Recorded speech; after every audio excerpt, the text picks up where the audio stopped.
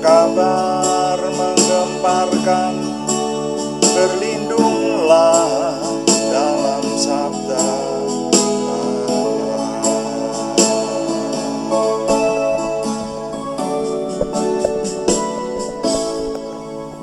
Bapa, kami mengucap syukur untuk doa malam hari ini. Kami mempersembahkan doa malam kami.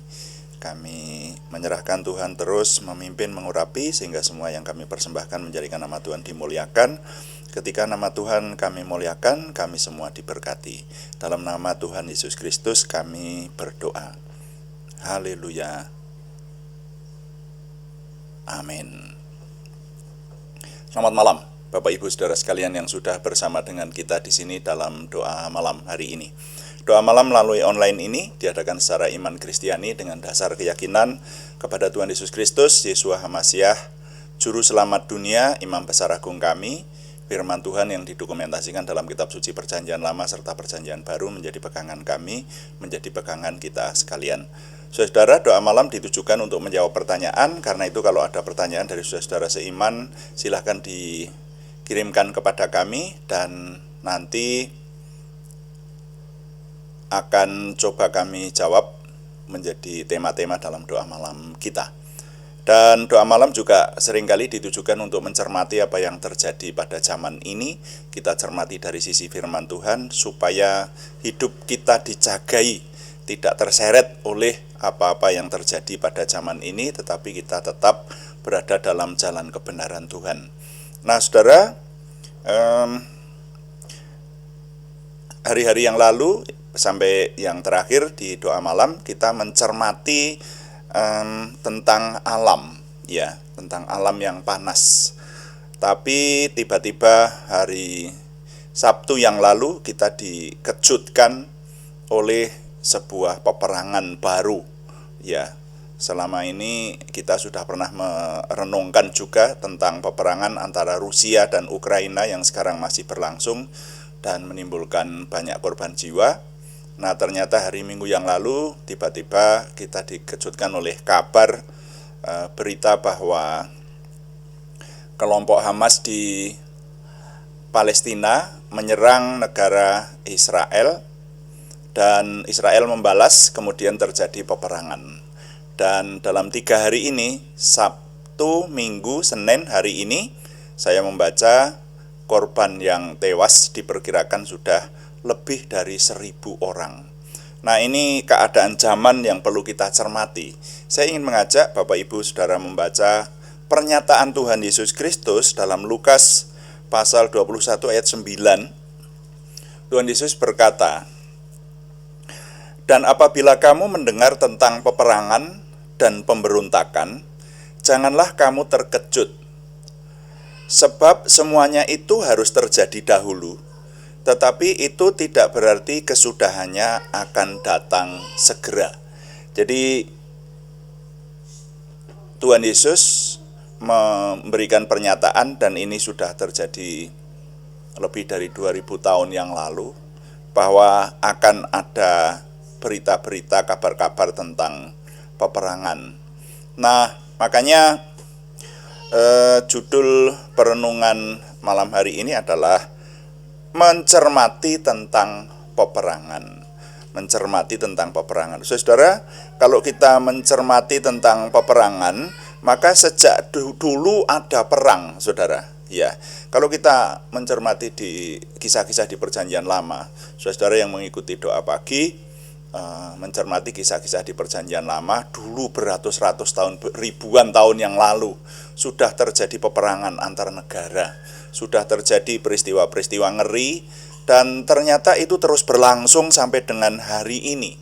Jadi kalau kita mencermati tentang peperangan ini, memang sejak manusia jatuh dosa, sejak Adam dan Hawa jatuh dosa, maka manusia itu sudah terkutuk di hadapan Tuhan, dan akibat dosa itu sangat mengerikan, menimbulkan semakin manusia menuju kepada kerusakannya, termasuk di dalamnya peperangan, saudara.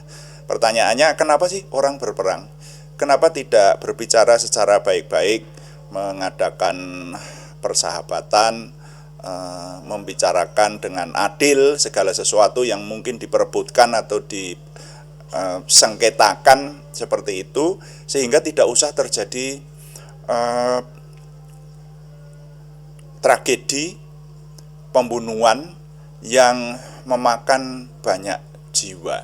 Saudara, kalau dalam 3 hari lebih dari 1.000 jiwa itu saja sudah mengerikan, dan bahkan ada lagi peperangan yang lebih ngeri dari itu. Jadi peperangan itu selalu membawa kengerian, saudara-saudara. Dan rupanya manusia suka kepada peperangan. Disadari atau tidak, manusia cenderung suka perang. Ini mungkin kedengarannya terlalu naif, ya. Tidak semua orang suka perang, ya. Tapi kalau saya melihat gambarannya, ya, dalam pentas drama atau pentas pewayangan yang saya alami, itu orang melihat pentas wayang, kalau sejak awal itu hanya wacana saja, hanya mementaskan, menampilkan pembicaraan-pembicaraan melulu yang saya alami, terus penonton itu menagih, kok tidak perang-perang sih, gitu. Jadi orang itu rupanya dalam tanda petik merindukan melihat perang. Nah, itulah manusia. Jadi manusia itu kecenderungan hatinya kepada kerusakan semata-mata, dan itu sudah difirmankan oleh Tuhan di kitab Kejadian. Kecenderungan hati manusia kepada kejahatan semata-mata. Dan memang manusia itu, disadari atau tidak, sekali lagi ini sudah berkali-kali saya katakan, hidupnya ada dalam peperangan. Apalagi orang beriman. Orang beriman itu hidupnya, disadari atau tidak, Anda dan saya, saudara dan saya, menghadapi peperangan. Peperangan terhadap satu, daging, nafsu daging kita, dan yang kedua peperangan terhadap iblis. Manusia beriman harus menyadari akan hal itu. Jadi kalau saudara kurang menyadari, sekarang harus menyadari.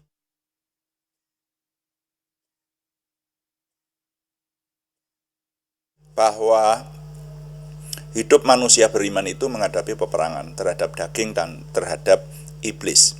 Nah, padahal peperangan itu nanti pada akhirnya yang sudah-sudah, saudara membaca akhir kisah dari peperangan manapun juga, saudara, ya, yang sejak dulu maupun yang dalam waktu dekat, itu akan menimbulkan kerugian besar kepada dua-duanya. Kalau ada dua negara yang sedang berperang, itu pasti dua-duanya akan rugi.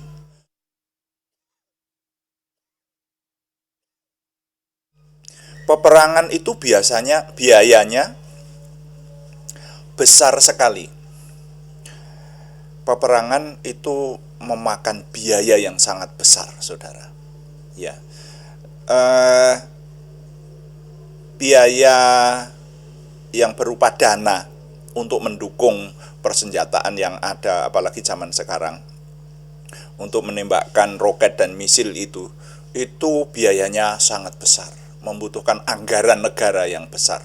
Makanya negara yang dilanda peperangan bisa bangkrut, saudara.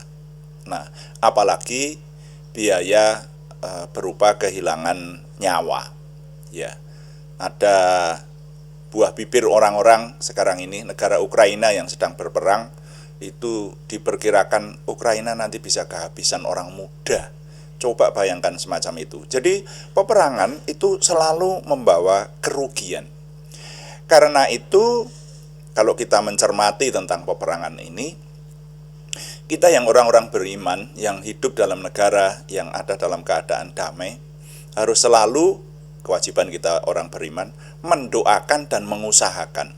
Artinya, mendoakan itu ya berdoa, minta kepada Tuhan supaya negara kita tetap ada dalam keadaan damai. Dan juga mengusahakan tidak menjadi pemicu perkelahian. Dan segala sesuatu yang mengarahkan kepada perkelahian, pertentangan satu sama lain, karena peperangan bisa juga bukan antar negara, tapi perang saudara. Ya toh? Jerman pernah perang saudara, Korea pernah perang saudara.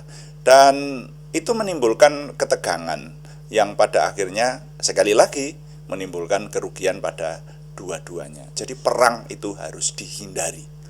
Sehingga kalau kita mencermati apa yang terjadi di 3 hari belakangan ini, maka sebagai orang beriman, mari kita berdoa dan berusaha. Berdoa tetapi juga hidup kita, karena hidup kita ini menjadi bagian dari bangsa, saudara. Ya.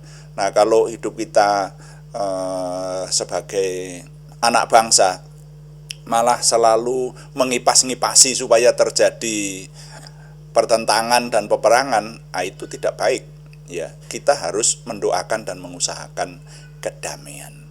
Nah, jadi mencermati tentang peperangan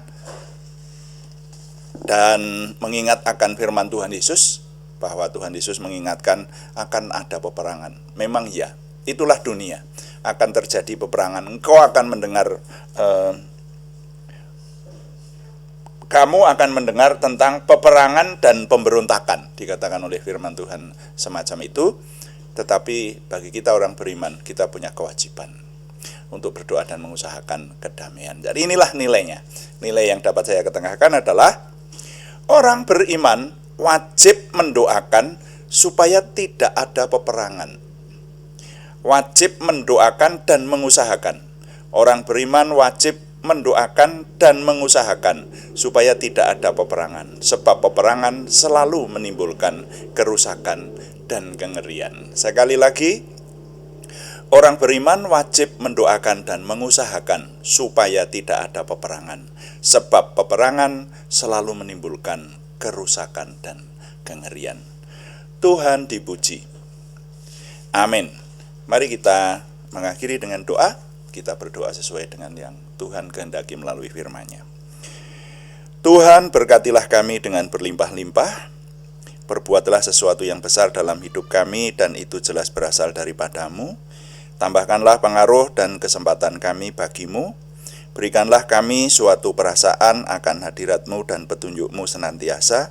Jagai dan lindungilah kami, supaya tidak jatuh dalam perangkap setan. Dalam nama Tuhan Yesus Kristus kami berdoa. Amin. Demikian doa malam hari ini, saudara sekalian. Kami tetap memberitahukan bahwa doa malam dilaksanakan setiap hari, setiap jam 6 malam atau jam 18 waktu Indonesia Barat. Juga ada doa pagi yang diadakan setiap hari, hari Senin sampai Sabtu, setiap jam 5 pagi.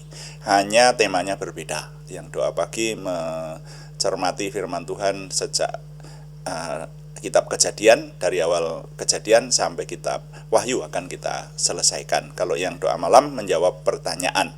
Terima kasih kepada semua yang sudah mendukung. Kami tetap mengharapkan dukungan Anda, setidaknya dukungan doa.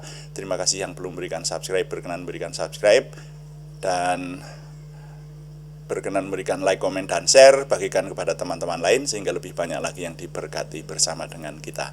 Selamat malam, Tuhan berkati. Amin.